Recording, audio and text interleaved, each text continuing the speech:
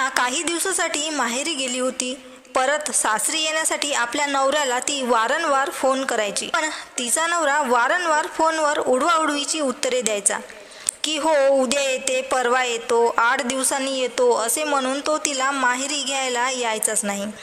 मीना खूप साधी भोळी होती, म्हणून तिला कधी आपल्या नवऱ्यावर संशयसुद्धा आला नाही.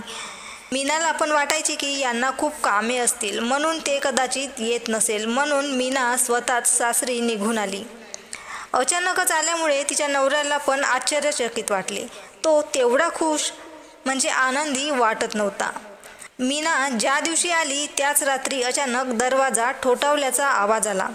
मीनाचा नवरा आणि मीना गाढ झोपेत होते. दरवाजा वारंवार वाजतच होता. मीनाला जाग आली आणि दरवाजाच्या फटीतून पाहिले तर तिला बाहेर कोणीतरी मुलगी असल्याचे जाणवले. ती मुलगी आपल्याच घरात रोज येत होती हे गोष्ट तिला माहीतसुद्धा नव्हती. तिच्या मनात सुद्धा ही गोष्ट कधी आलीही नाही की आपल्या नवऱ्याचे दुसरीकडे कुठे अफेअर असेल. दरवाजा काढणारच तेवढ्यात तिचा नवरा उठला आणि तिला दरवाजा काढण्यास थांबवले. तो असे सांगू लागला की असा मध्यरात्री दरवाजा काढत जाऊ नकोस, चोरीचे प्रमाण खूप वाढले आहे वगैरे वगैरे कारणे देऊ लागला.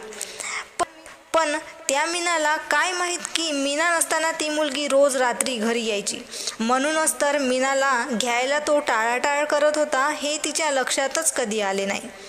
पण त्या रात्री मात्र दरवाजा न उघडू दिल्यामुळे आणि बाहेर मुलगी दिसल्यामुळे मीनाच्या मनात शंका यायला सुरुवात झाली.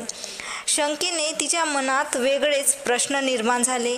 तिने चौकशी केली. नंतर तिला कळले की खरंच आपला नवरा हा आपला राहिलाच नाही.